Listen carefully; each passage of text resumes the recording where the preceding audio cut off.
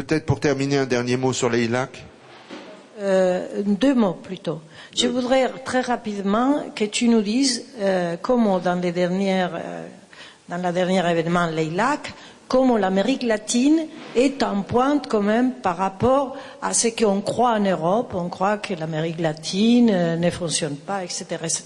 Et si tu te rappelles, tu pourrais peut-être donner quelques exemples, par exemple, de l'Argentine tout simplement, comment les citoyens peuvent accéder donc d'une façon géolocalisée pour informer les gouvernements de la ville, pour résoudre certains problèmes. Et on finira après que tu aies parlé, mais je voudrais ici annoncer que Fernando Ávila Maldonado, les bureaux de l'EILAC, de l'Association française de Living Lab et d'espace de l'innovation d'Amérique latine et les Caraïbes,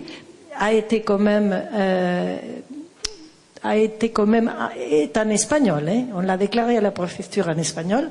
Et Fernando, il a été proposé comme le prochain président donc, de cette association. Donc je vais passer très bientôt la présidence à Fernando. Tu nous dis quelques mots sur l'Amérique latine? Voilà, merci.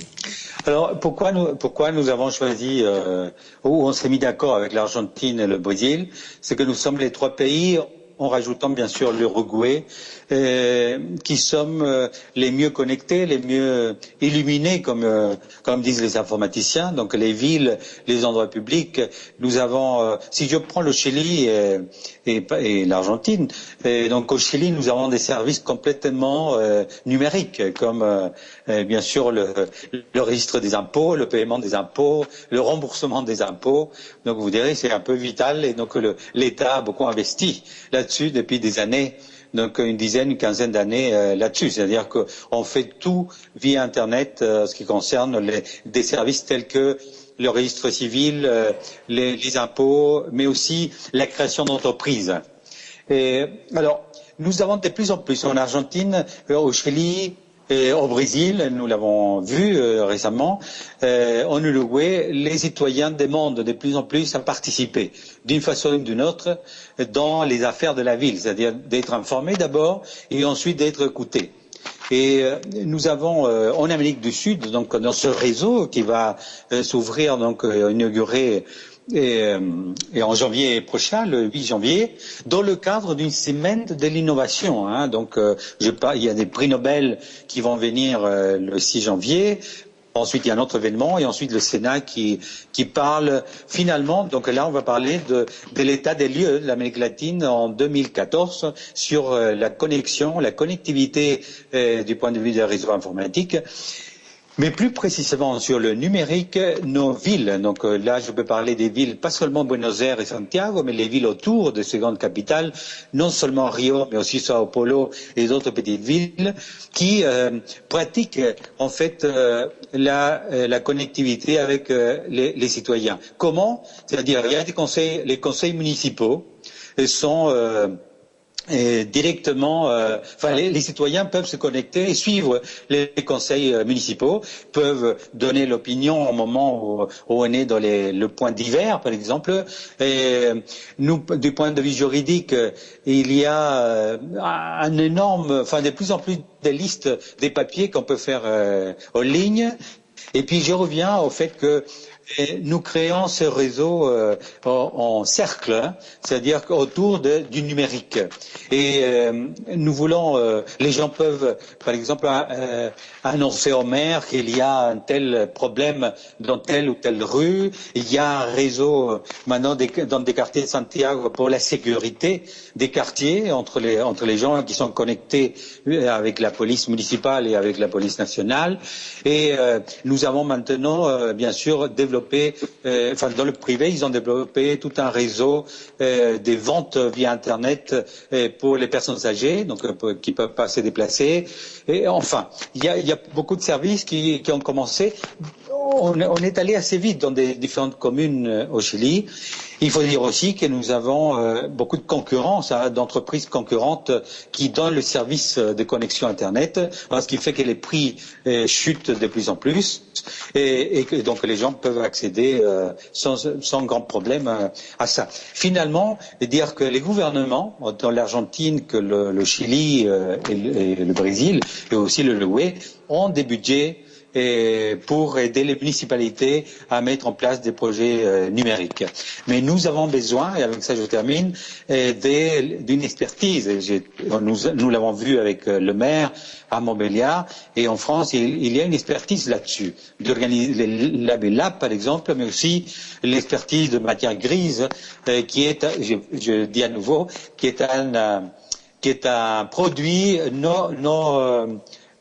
traditionnel d'exportation. Et je termine en disant que je suis, et Laura et André me connaissent, je suis un agent double, je dis souvent, parce que je vends la France ici et je vends le Chili en France. Voilà.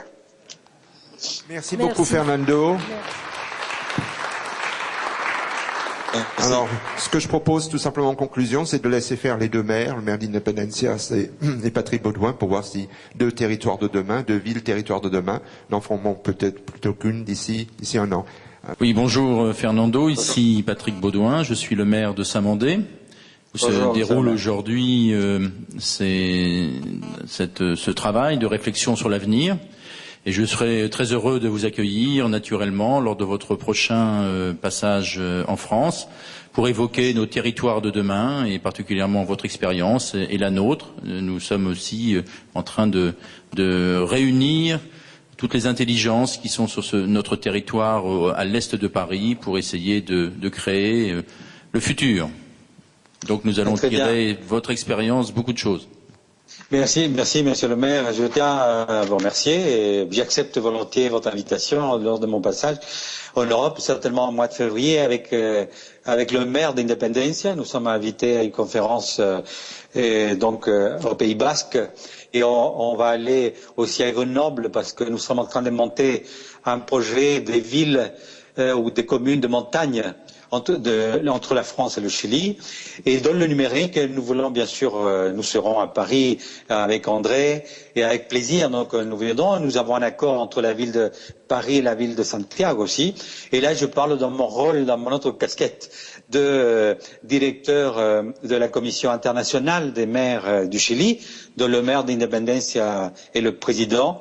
Et nous sommes attachés à faire un pont institutionnel entre les maires de France et les maires du Chili, parce que vous avez 35 000 municipalités, donc vous avez été obligés, comme m'a dit un jour M. Pélissard, président des maires de France, qui est venu au Chili et qui nous a dit nous étions obligés de créer des syndicats, des communes, d'intercommunalités pour pouvoir nous entendre. Et alors au Chili, nous sommes, il y a 350 municipalités. Donc, mais nous avons aussi des problèmes à nous entendre, etc. Mais là, le conseil qui nous a été donné par M. Pélissard à l'époque et d'autres maires de France qui sont venus, c'est dire associez-vous sur des sujets précis. Et puisque vous n'êtes pas obligé de le faire. Néanmoins, il y a des petites municipalités qui gagnent beaucoup à être associées. Et je termine en vous disant que nous sommes venus il y a 5 ans avec la sous-secrétaire d'État chargée du soutien aux municipalités et au ministère de l'Intérieur au Chili. Et je m'en souviendrai toute ma vie parce que il fallait faire nous sommes allés, c'était le Grand Lyon, et ils nous ont expliqué le financement de l'intercommunalité du Grand Lyon. Et donc nous arrivons avec la sous-secrétaire d'État, les maires, etc. Et 10 minutes avant, on me dit que l'interprète était malade. Et donc j'ai dû traduire toutes les questions de finances du Grand Lyon pour la sous-secrétaire d'État. Je crois avoir bien fait parce que en arrivant ici, la secrétaire d'État a fait mettre dans le budget de l'État une clause obligeant les municipalités à s'associer pour faire des projets financés par l'État dans la gestion des déchets. par exemple. Donc cette expertise française d'associabilité est très importante. Et dans le numérique, pour nous, nous prenons exemple ce qui est en train de se faire en France, et bien sûr la Fondation Territoire de demain, qui ont été accueillis ici, qui a passé un accord avec l'association des municipalités, et est un élément et une institution très importante. Mais le plus important, c'est le tête-à-tête. Alors, je vais prendre votre invitation et je ferai en sorte que la mission de Fourvière passe par votre ville.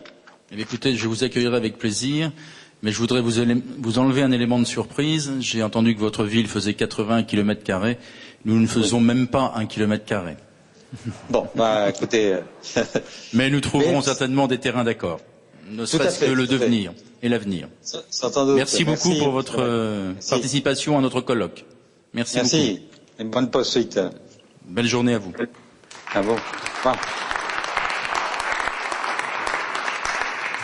Avant qu'on ferme, je voudrais vous dire, par matière de géolocalisation, j'étais surpris quand on a été invité par le ministère des Nouvelles Technologies en Algérie.